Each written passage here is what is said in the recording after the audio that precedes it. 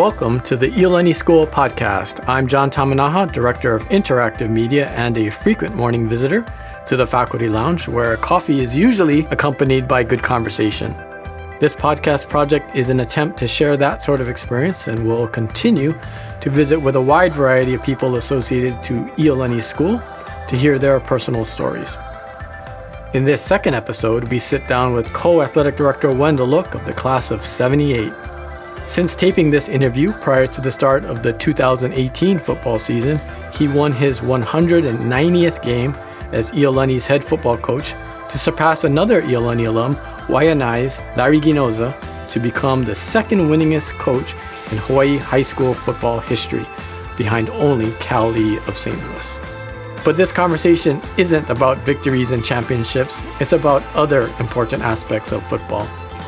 Of course, we also touch upon the beginning of a new era with the OIA-ILH Football Alliance, and don't miss the part when Coach Look goes all the way back to his 6th grade year and a key conversation he had with Coach Eddie Hamada. Thanks for downloading. Please enjoy.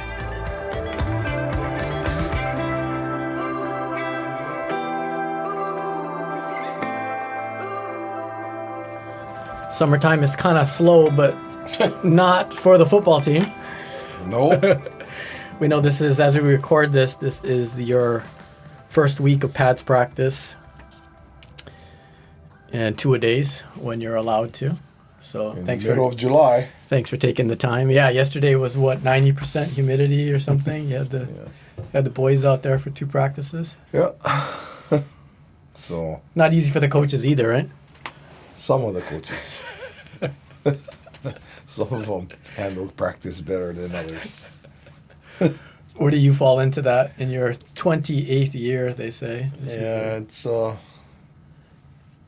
it's tough, you know. But again, we ask the boys to go out there and perform and suck it up. So, you got to lead by example. Yeah.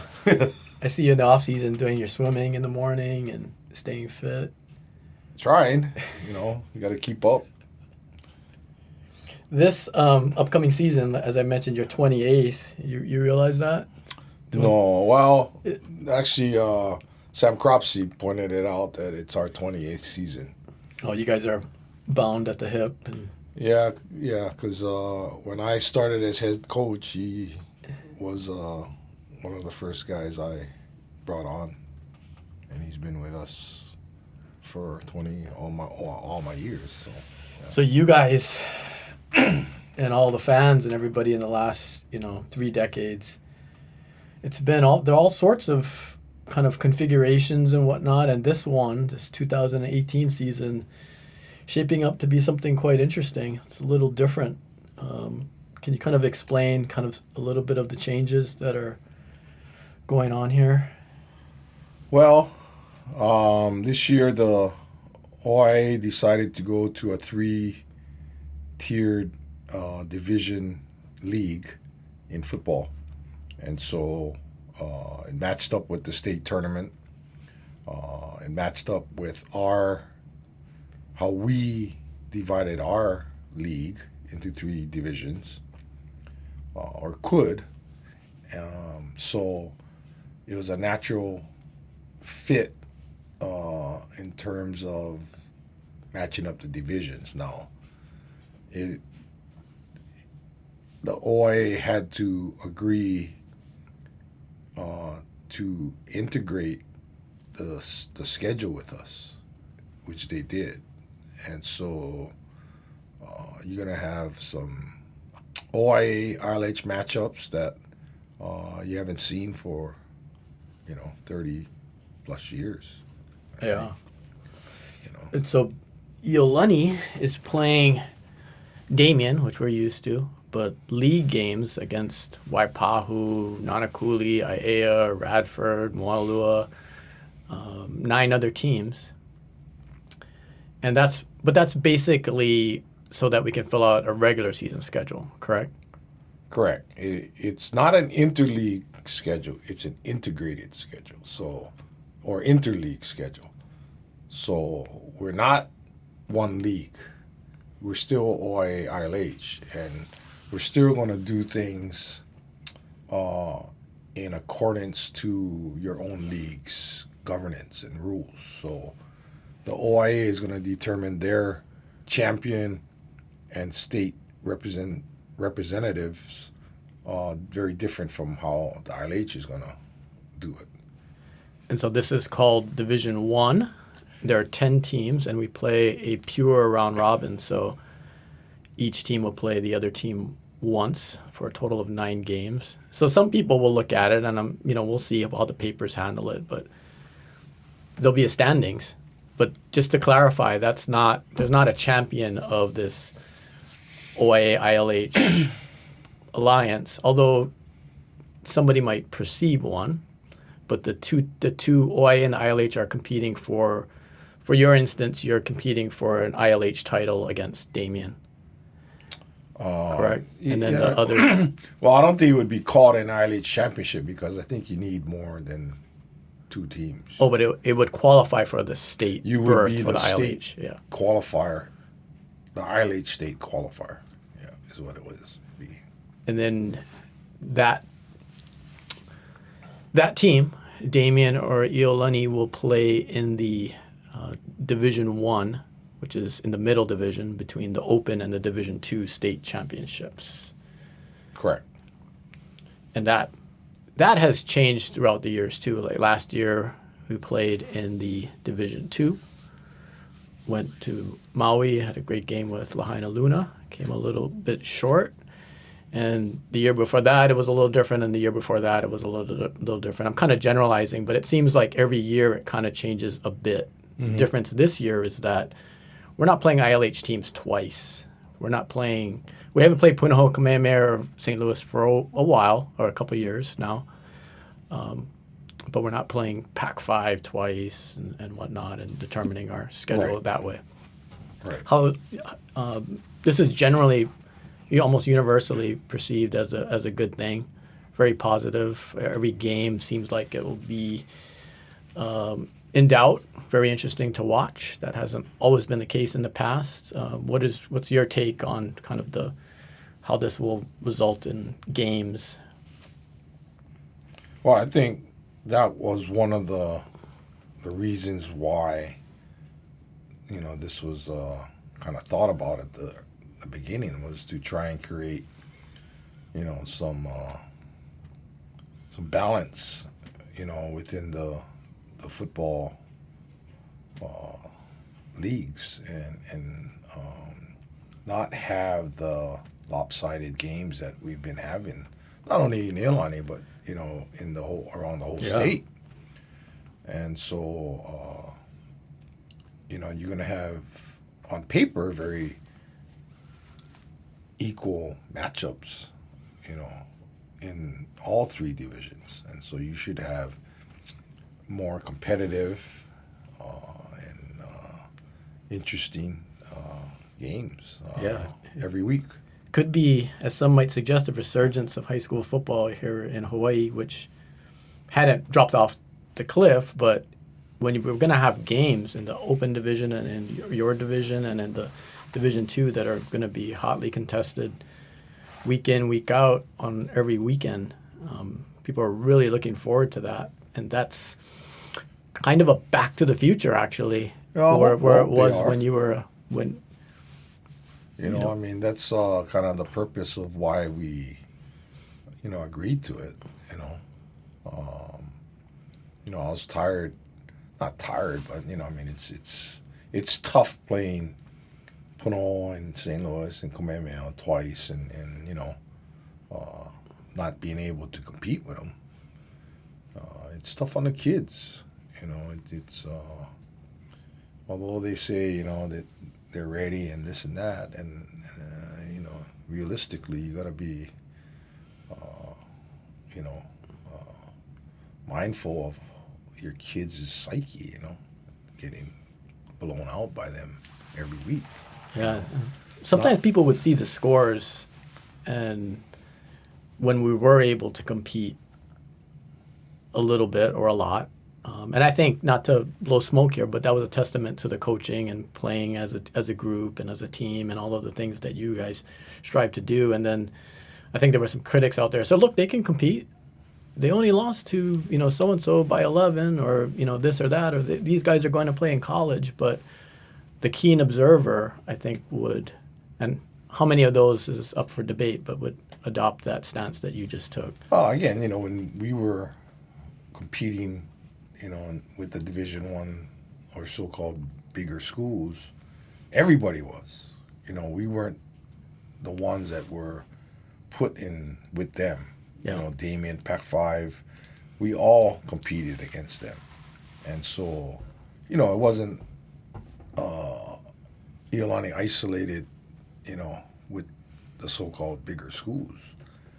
And then when there was a split, one, because the state tournament kind of started to decide a Division One and a Division Two, then Iolani sometimes fell in the middle of those teams. The Kamehameha, Punahou, St. Louis, and then Well, we fell in the middle in what sense? I mean, you look at some of the teams that Damien had and Pac-5 had, physically they were superior to us. I mean, there's one year that Damien sent, 8 to 10 guys to Division One football. Yeah.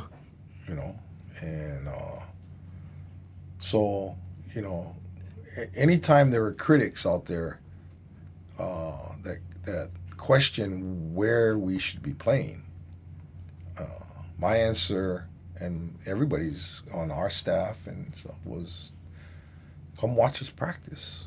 Come look at our team.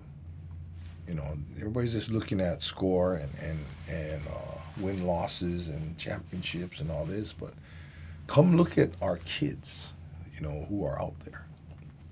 And, nobody has. Dave Reardon wrote an article about us, criticizing us about, going to Division Two and all this. And, I called him up and I said, hey,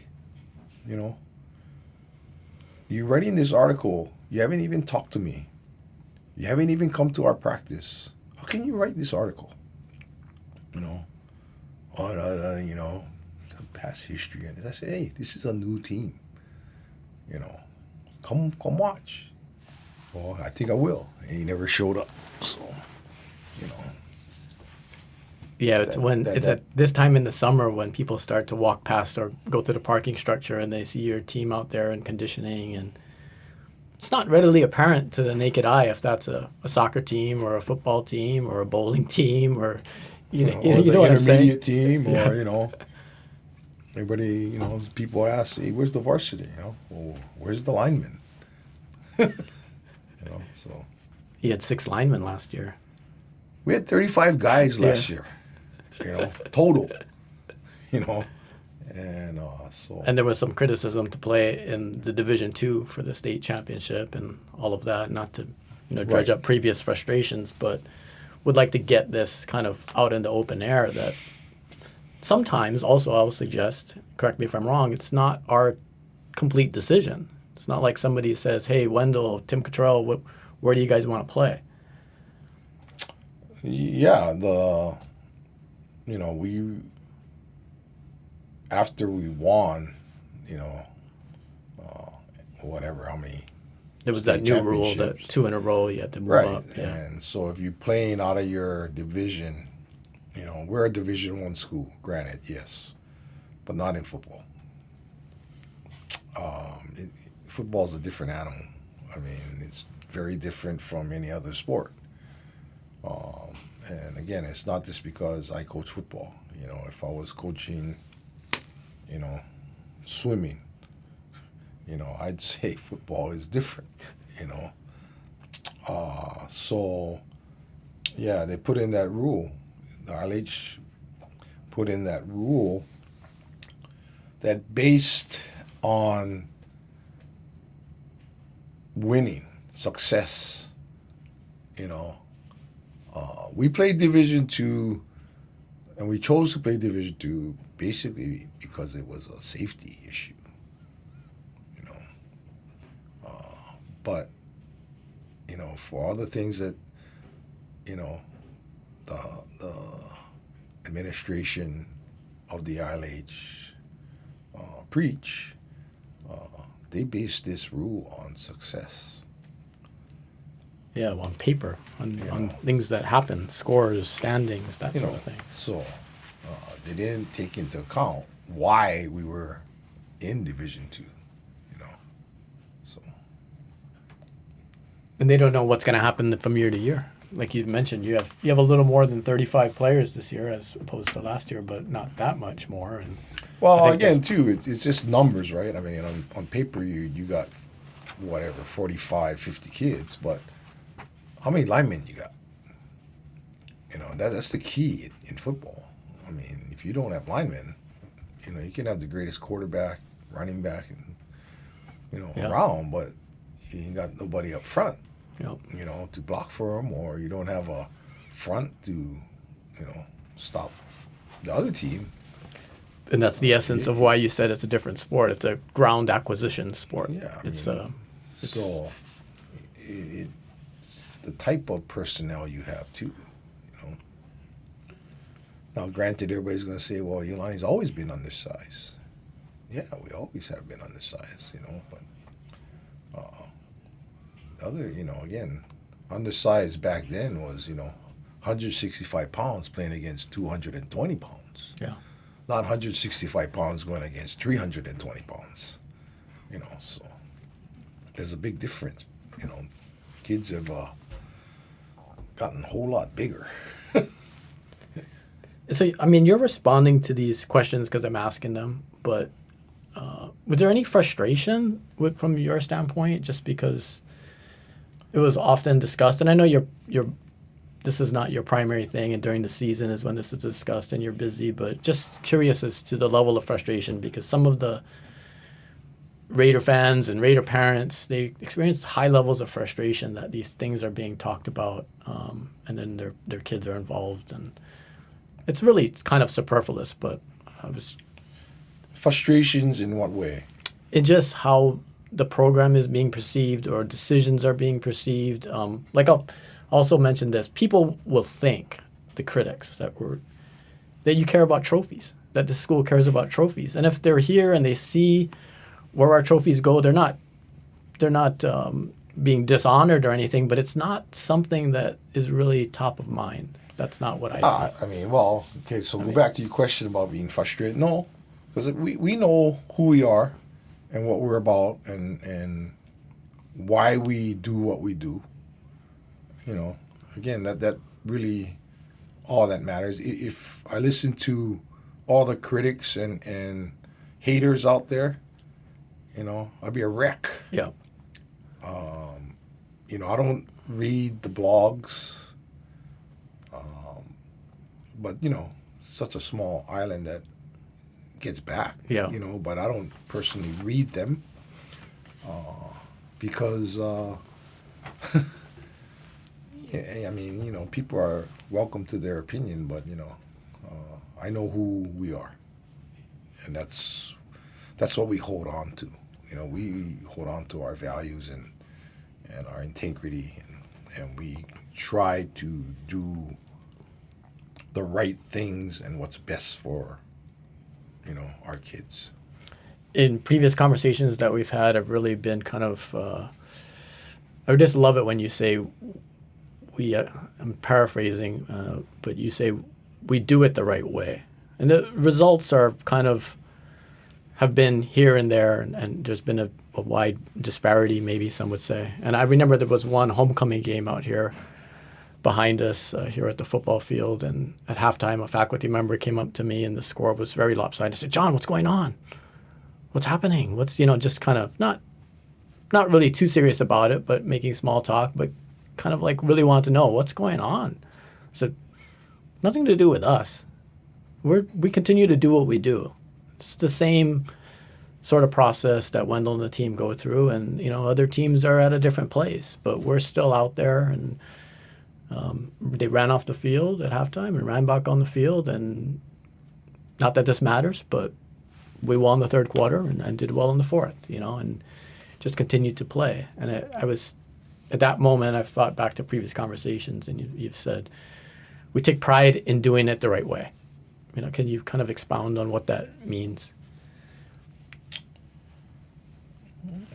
Hard question. But, I mean, I guess that's what it means. But we don't go out there and we play by the rules is what it is, and not just the football rules, but the league rules, the school rules.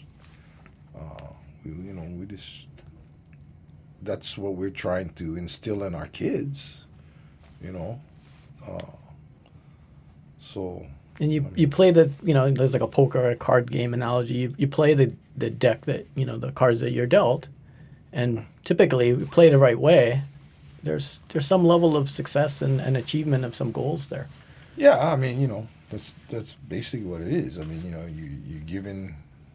given, or the kids come and want to play, and there's some sacrifice that, not some, there's a lot of sacrifices that these kids make, and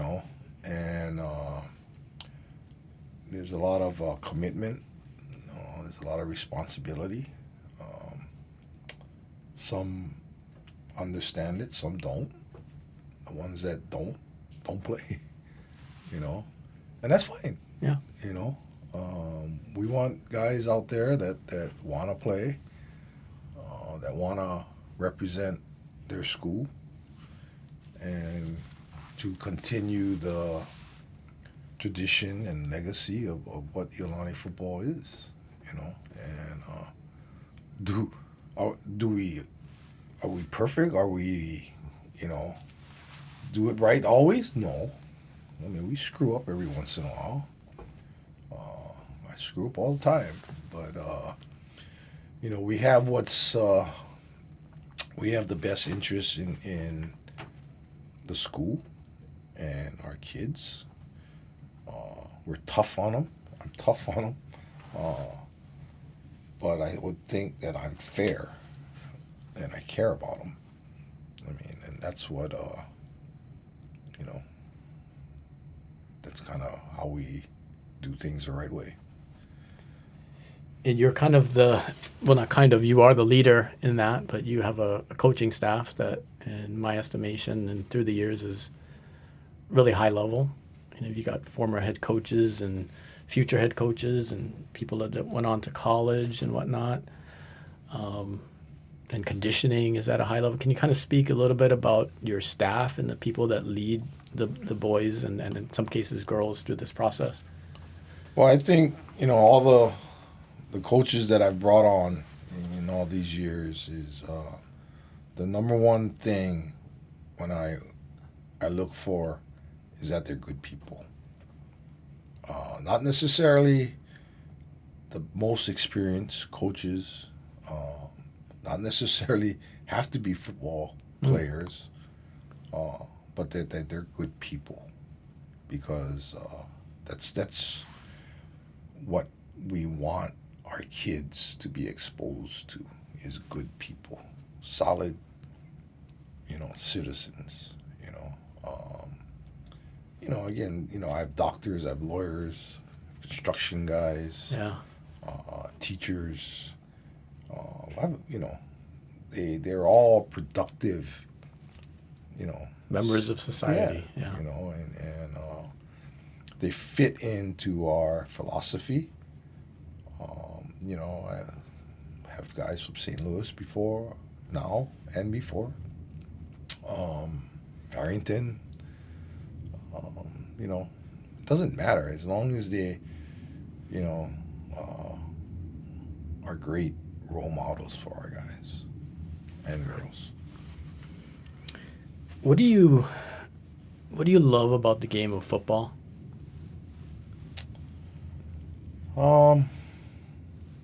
Because it teaches and exposes, especially our kids, to what life outside of the Iolani walls is like.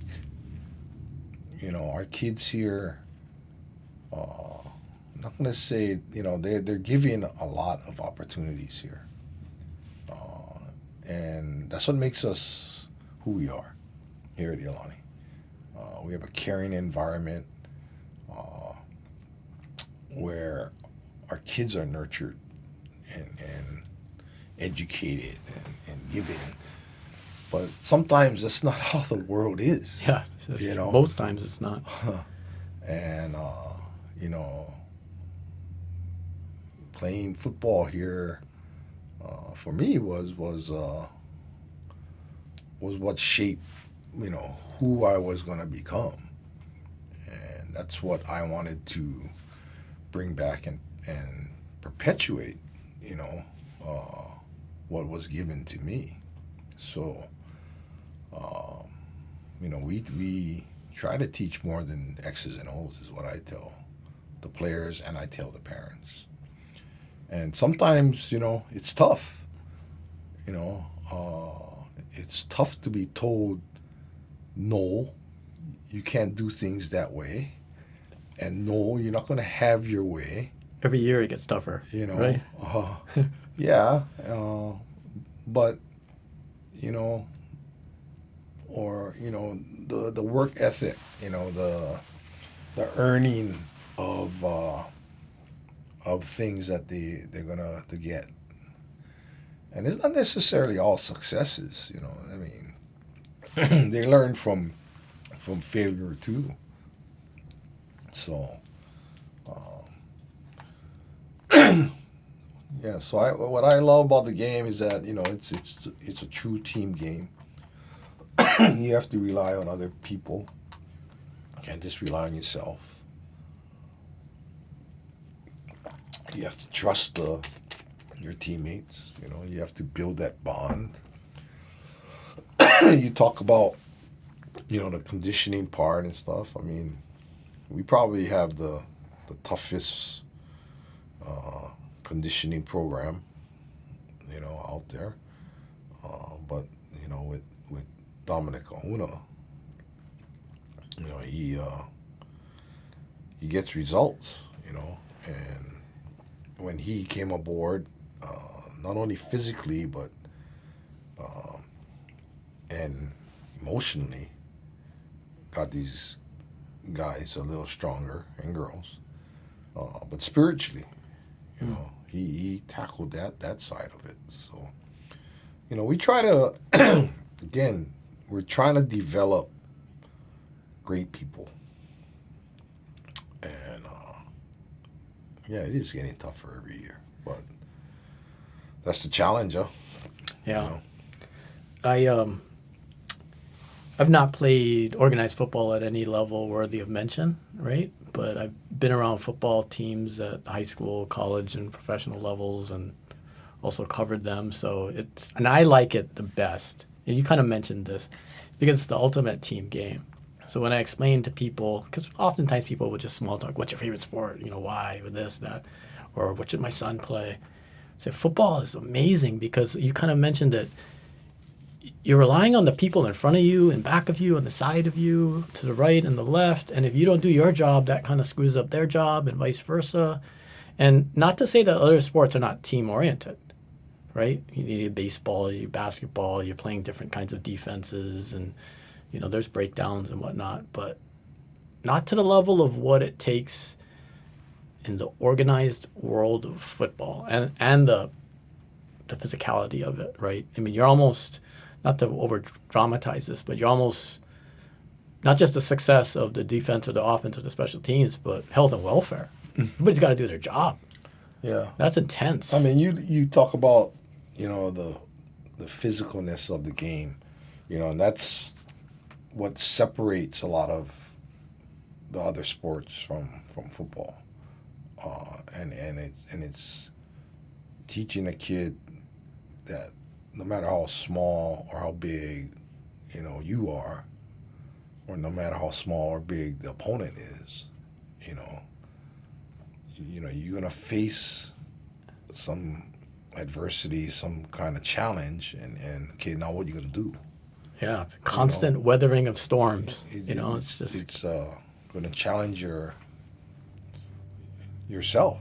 It makes you look at yourself, and you're either going to toughen up or you're going to not, and then if you don't, then you're going to let down 10 other guys, you know.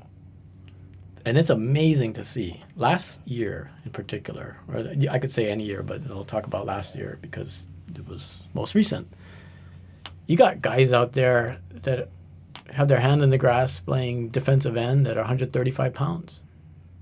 You know, coming off the edge and going against a 300-pounder and whatnot, and kind of doing a job. Not dominating, of course, but doing what they're told. And just to know the backstory about, you know, playing organized football for the first year and some DBs moving up into the line and into the offensive line even. And, you know, you got uniforms kind of draped over dudes' shoulders, but they're out there weathering that storm after every snap. And as you said, inviting people out there to see this take place, it's amazing. It really is stunning, especially if you watch it from the end zone in particular, because then you can see kind of these battles taking, and it just overmatched in terms of size. Mm-hmm. It's startling, but the commitment to do the job for the team is amazing. I think. Yeah, and you know, again, you know, a normal person who doesn't know too much about athletics and especially football will walk out there and look at that and you know, you're either going to feel sorry for them, which they don't want, or you're going to question them why the score is 56-0, you know, which, you know, they'll get pissed off at, you know, because they're giving it their all, you know. It's a very black and white sport sometimes, you know. You're out there, you miss a tackle, you miss a block, you drop a ball. People see it. It's right, it's there. Yeah. You know. And this is not to, you know, criticize or diminish, you know, other things, but you know, you miss a note, you know, or you miss a line in a play, you know, you still gonna get the claps and the applause at the end, right? Where you drop the winning pass and lose the game, you know, you get criticized. Yeah, and in football, it's magnified because, like I said, it's a ground acquisition game. The situation kind of builds to certain moments, and that's when, you know, certain things happen. And so, you know,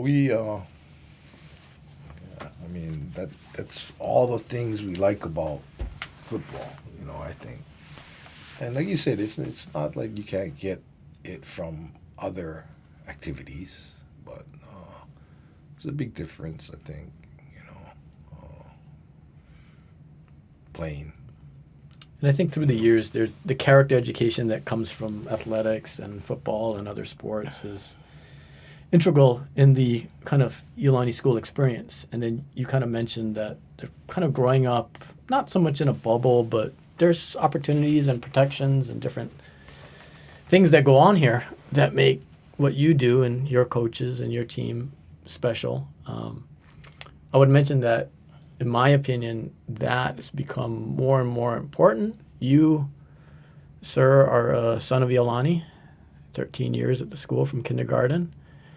And 12. 12, okay. It was the old school son of Iolani. The old rules, yeah. K or 1, which actually is coming back in the next couple of years because there will be some entrants at 1. But the point I'm trying to make is that the bubble, I don't think many would argue, is even more protective now. So those children coming in at kindergarten or first grade are kind of more isolated than maybe you were or I were from the world. And it's college prep, it's world prep, it's you got to learn from your mistakes and all those things. So even more important, these lessons about overcoming obstacles and challenges and working hard and work ethic. And I know with my daughter, who's almost, believe it or not, halfway through this school, she'll be in 5th grade, that's kind of some of my lessons that I try to embed into her, because it's not always going to be Iolani school. You're not always going to be walking around where people know you and know what you do and taking care of you and, you know, those sorts of things. You're going to be out in the world and it's going to be tough. you know? And that's where athletics or teamwork or working on things together and collaboration and playing against other people and being exposed to different things. It's all good stuff. And at this school, thankfully, there's not just athletics, but other instances where they're exposed to these sorts of lessons and whatnot. So, Well, I think that's where these kids are fortunate to be here. It's not just they're getting it every day from everywhere, you know, surrounding them. You know, the philosophy, the spirit. You know, obviously, people have their own interpretations of it, but it's very evident on this campus, and to have that, you know, constantly surrounding you every day, you hope that you know it's in you. Yeah. I think football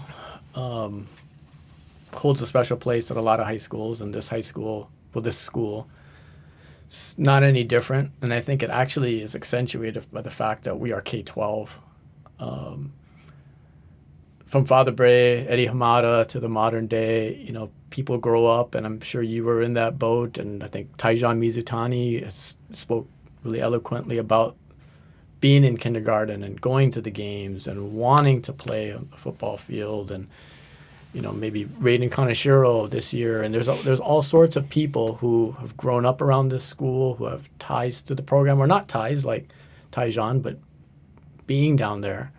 It's not a high school. It's not where you get introduced to it at a later age, and it's kind of it's been ingrained. But things are changing. You know, your numbers are what they are, and you know, years ago there's not a JV, and we couldn't fill out a JV, and now we have intermediate and varsity, and just things have been happening to football, but it still maintains that kind of relevance. You know, I've told people when I got back here 8 years ago, it's like football's important. I mean, we got the marching bands tied to it to some degree with their performances, the dance team, we got cheerleaders, now we got 50 cheerleaders, we got a big program. That's not tied to it with a core. They do their own thing, but homecoming is tied to it. The Father Bray Memorial Football Classic, which will happen in a couple weeks as we're taping this, is a big alumni and kickoff of the school year thing. So it's a big deal, just to tie it into a bow. But things are changing with the sport. You know, the numbers and the health concerns and whatnot. What are some of your thoughts with where that's going, football in general? Well, I give you a great example this year. You know, our biggest rival, Punahou, is having number issues fielding teams, football teams. They might not have a JV. Their intermediate will not play other intermediate teams that have ninth graders on their team. Didn't know that. Wow. All because of the lack of numbers. So they won't be playing Iolani. Unless we decide to not play our freshmen, our intermediate kids, our ninth graders. But we can't do that because then we won't have a team. You know? You know, again, it's, you know, you have one of the largest schools in the state, private schools. Yeah. And they can't field a JV team, and they can't field intermediate team that is willing to play against ninth graders. Something is not wrong. Or something is wrong with not them, but what you talked about, the changing climate of football. Families' attitudes toward the game. Yeah, you know. Again, so you talked about all the values and football is life, and tied in and all this. And is it? Is it? Do people perceive it as being of value?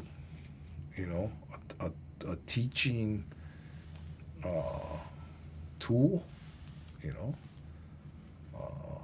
Not having polled all these people, I think the general perception is that it's a health concern. And so Punahou, Iolani, they're nationally renowned, world-renowned academic institutions, right? College prep. People concerned about brain or concussion and just that sort of. And that's, we're not going to debate that, but there are statistics that show things and other things, and there's counterbalances and whatnot. But, but that's just out there. There's a lot of numbers that are a little skewed, There's other sports out there with more concussions per, numbers of against football. But football is glamorized, I guess, and so it gets pointed out. And again, it is. It's a physical sport. Injuries happen, and to me, that's the toughest thing for me to deal with.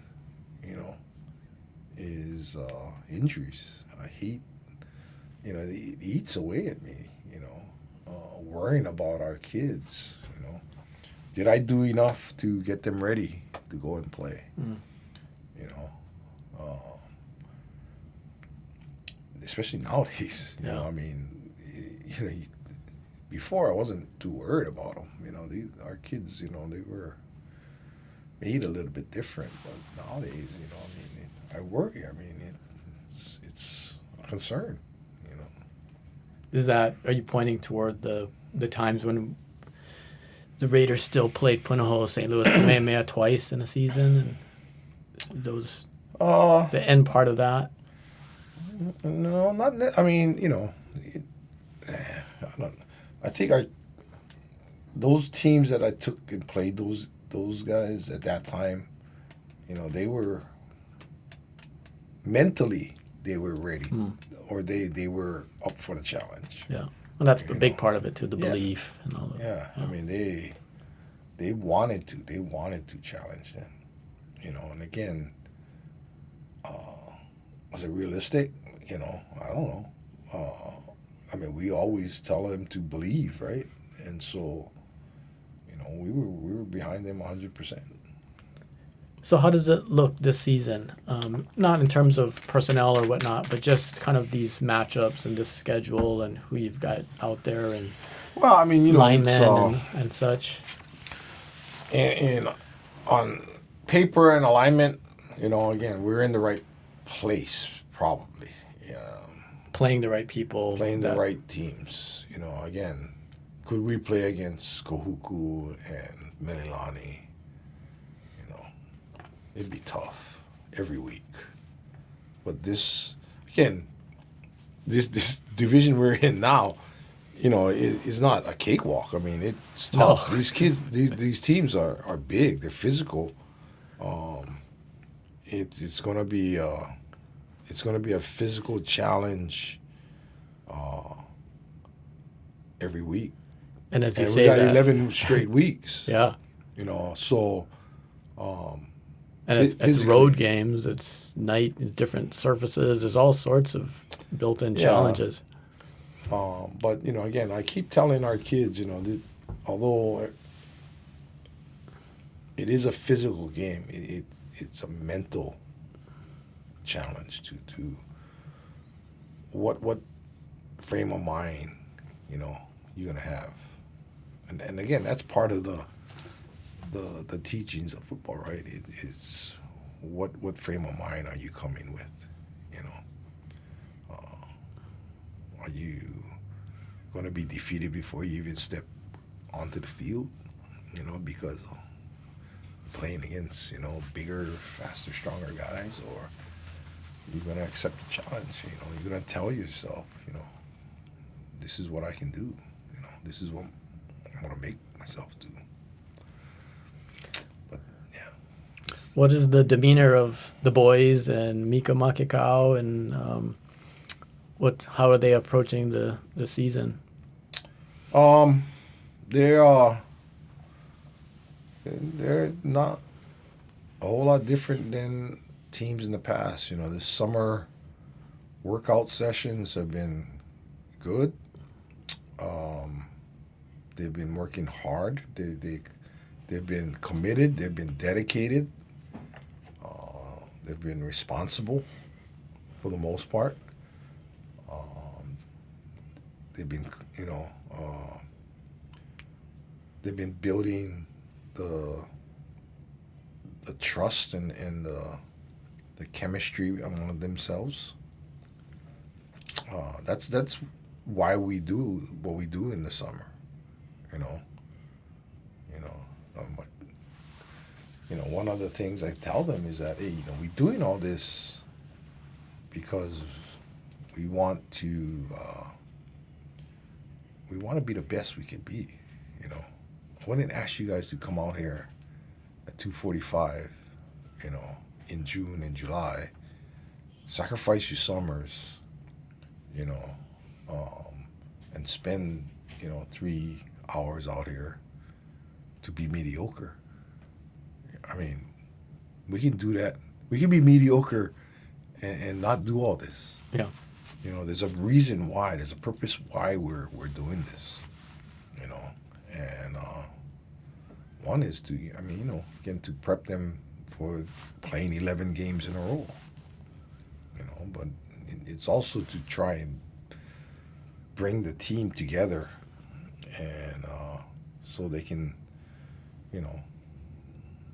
sweat and bleed and cry some more and throw up, and they see who's next to them suffering as much, or less or more than them, but they're all suffering together. Yeah. And that's what brings them closer. And so the goal for that, just to kind of reiterate what you were saying, is to be the best that they can be. It's not like I think there's some misconception about stated goals or championships or different sorts of, and you want to do the best you can, and that we do keep score and all of that, but the best you can be. Right. Every I'd be lying if any team that we put out, whether it's intermediate, JV, varsity, their goal is to win the championship. Yeah. So, if you wanted to be this mediocre, was the word I always use with them, then we don't need to work as hard. Mm-hmm. We don't need to do all this. So hopefully that mindset, that attitude transfers to their other parts of their life, especially in the classroom. Yeah, you don't have to study. You don't have to do homework. But you can get a D, or you could do a little bit and get a C, or you could do as much as you can, and if the best you can do and the most you put out and you got a B, hey, great. Yeah. It all starts with being the best you can be. You might put it into the classroom, and then, hey, I'm national merit semifinalist. Or you do it on the field, and hey, we're ILH champs. It kind of starts with doing that first, and then see where we end up. But yeah, let's not. Yeah, let's not be.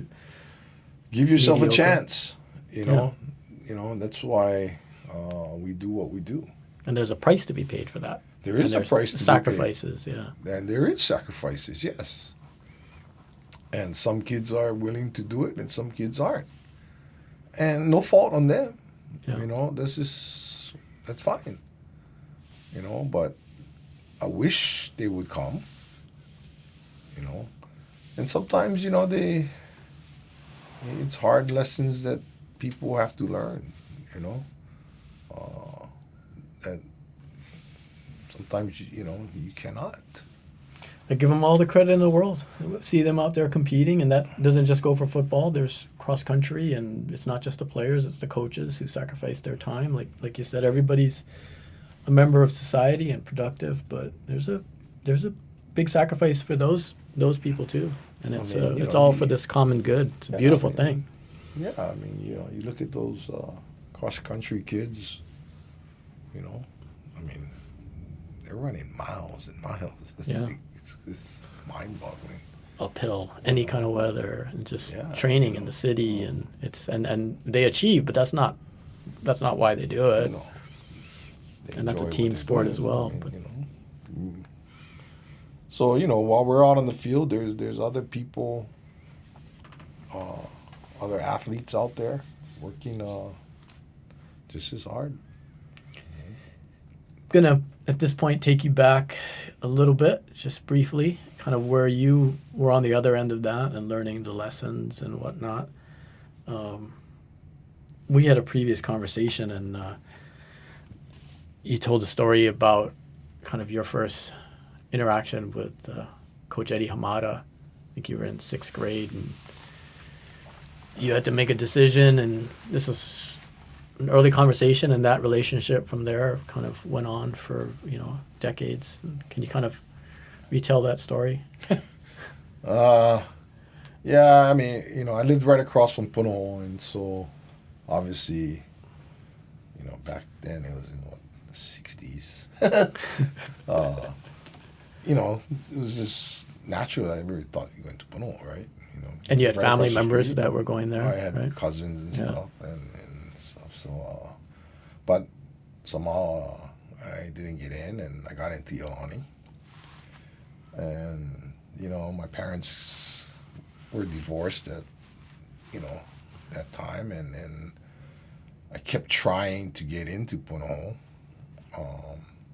but 2nd, 3rd, 4th, whatever, and never got in until the 6th grade, and again I started playing community leagues and stuff, and so lo and behold, finally now, Puno is willing to accept you and give you this and give you that, and so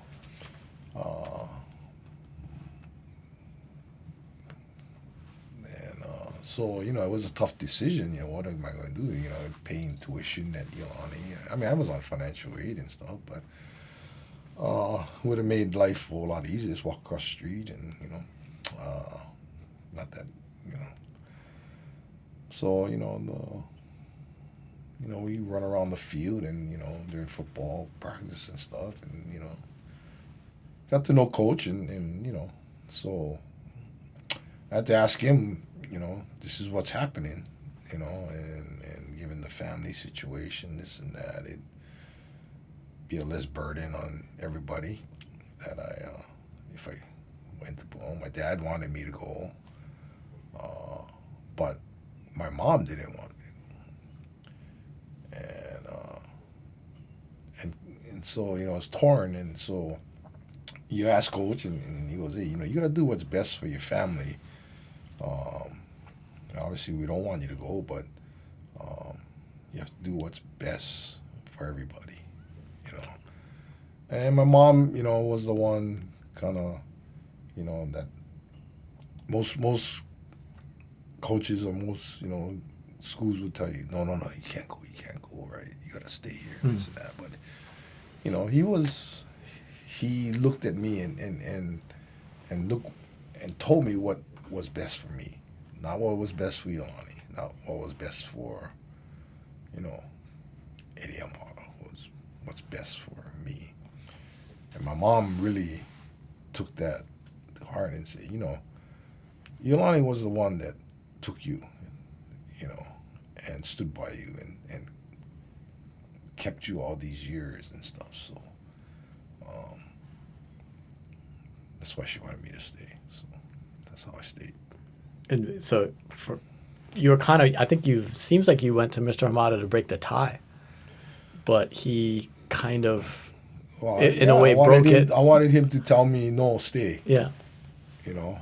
But he kind of did in a way by not being self-serving Right. or not acting in his own self-interest as the football coach. It wasn't the interests of Iolani. It wasn't the interests of him or our athletic program. He had my interests in mind. So That's fascinating. And my mom- That's an answer. That's kind of a whole. my mom, took that to heart, and so And so that's the beginning of you, maybe not to put words in your mouth, but you're learning lessons from Coach Hamada. No, definitely, yeah. So, that was the first impression, the first lesson, and I wasn't the only one that there were many of these other kids that probably had that situation, so. And he's talking to a sixth grader. Yeah. Like taking the time to kind of really put something into your head that was meaningful for your life. Yeah. In that previous conversation, I also asked you if you would be surprised if someone told you as a senior in 1978 that you would follow in the footsteps of Eddie Hamada, and you said, yeah, that's what I wanted to do. And that kind of took me by surprise not because I didn't think that you would want to do that, but how many people in life get to do what they really wanted to do? I mean, you sit here, you've been coaching the team, you've followed in his footsteps as an athletic director now. You were a teacher at the school as he was. I guess my question is, how fortunate do you feel that you're kind of living the life you intended? Is that the case? Yeah, I mean,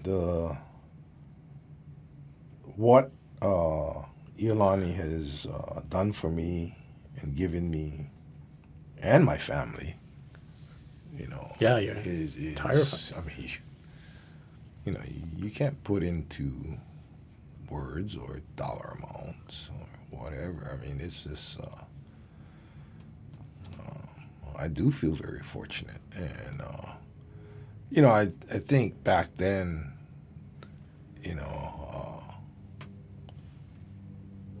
that's how big of a influence he had on me, and just wanted to come back and give back what I was given.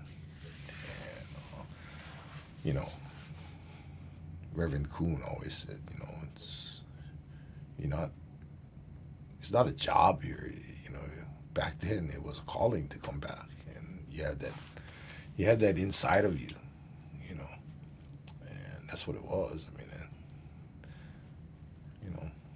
it was a calling to come back, So. As you well know, you're on the committee for the Eddie Hamada Legacy Project that includes a life-size statue that is in the works. If people want to learn more about that, go to the podcast with Christian Mobukuro, where it's discussed at length. But one of the reasons why that's going up, and that's has been hotly debated, and you have good answers on why we should have it. One of the reasons is because future generations and current generations should know who that is.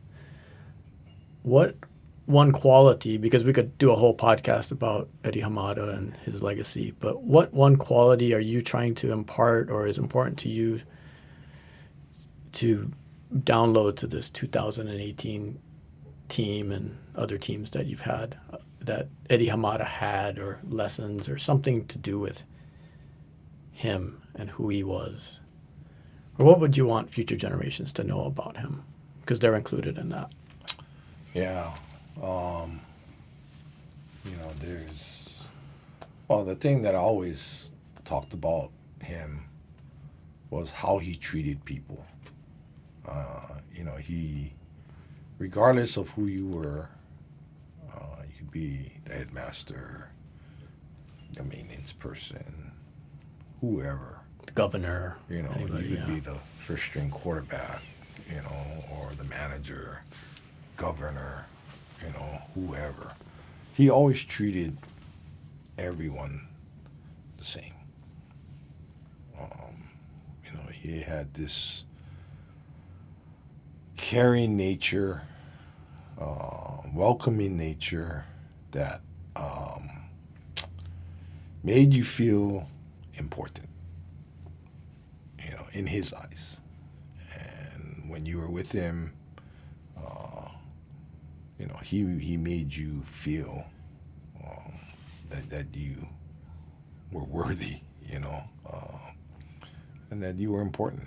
And so I think, you know, we need more of that, you know, in this world, that how people treat each other, you know, with respect and fairness. And so that to me is the one thing, you know.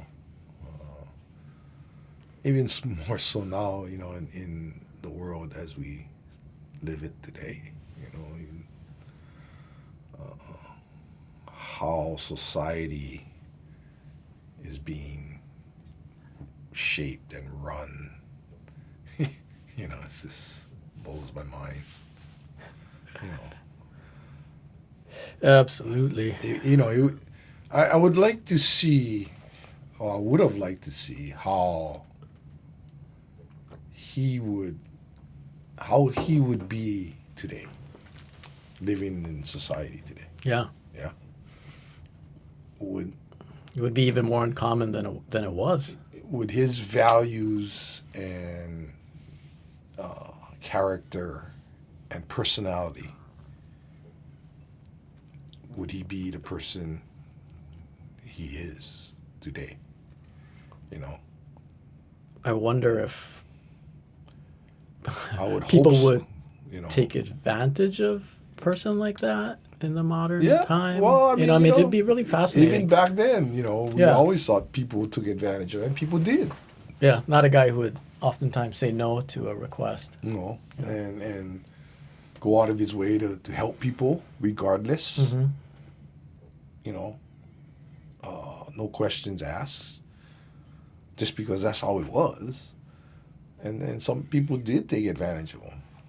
Yeah, so, but so that, you know, again, that's probably, if he was living today, that probably still happened. But it's, would his value, you know, himself, you know, would people value what he stood for now?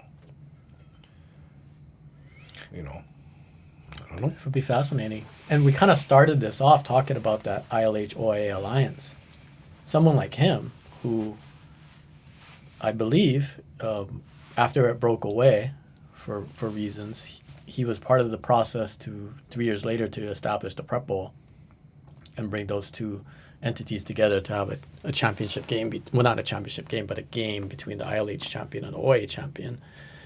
And I think he's probably smiling now that we've kind of rejoined that, a throwback to the days of your youth.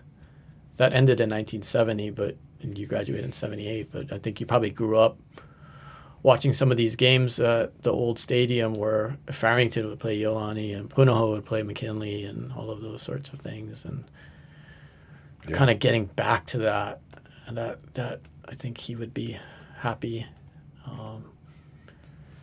you know, in that process and that joining.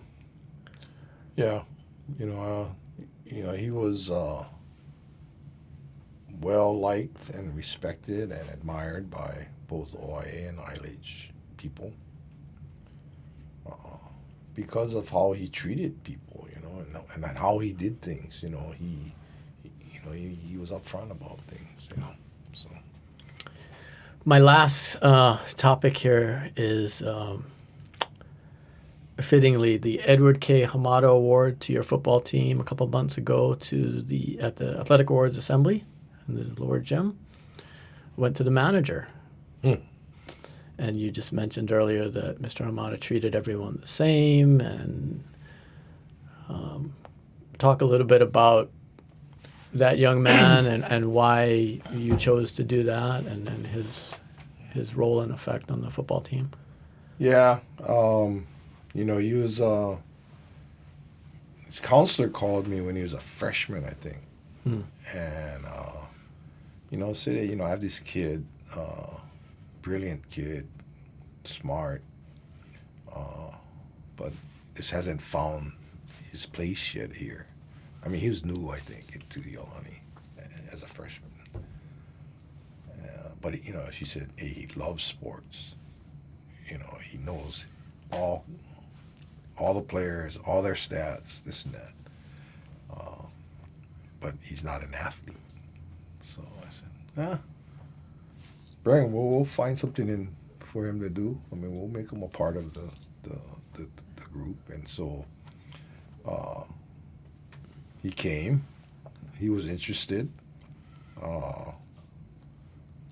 He was, a non-athlete, but he knew a lot about sports. I mean, he was sharp in that sense. So he started with us when he was ending part of his freshman year, going into his sophomore year, and became a part of the team. And that's what's so great about our kids is that, here's this kid who couldn't throw, couldn't catch, couldn't throw the ball underhand. Just looked out of place on the football field, but found his his niche. Found a purpose, found his role, and embraced it, and had to earn people's respect in the sense of his place on the team. But did it. I mean, endured, sacrificed. He did, in his own way, he did exactly what the team was doing. He was growing with the team. And, he learned how to throw. He learned how to catch. You have to do some of that, yeah. Yeah, I mean, we get those balls from the officials and whatnot. But at practice, he helps move practice along. He kind of, we sets up stuff, moves stuff around, and then, once he earned their respect, he became a part of the team. He was very passionate. I'm down there on the sidelines with you guys for a lot of the games, and that kid's very passionate and involved, and yeah, he lived and died with those guys. With every win and loss, he and Ty John became very close because he hung out with the quarterbacks, and so he's a funny dude. We nicknamed him Sheldon. What is that? I don't know if you watch Big Bang Theory, but he reminded us of Sheldon. And so they nicknamed him Sheldon, but in a good way. That's just how it was. But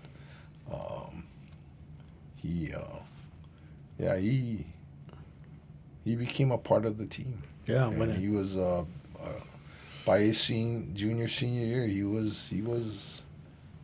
Without him there, something was missing. And so. When it ended at War Memorial Stadium on Maui, it was quite emotional with not just him but some other players. But he was devastated. Yeah, it was. He was devastated, yeah. and even more so because of how we lost.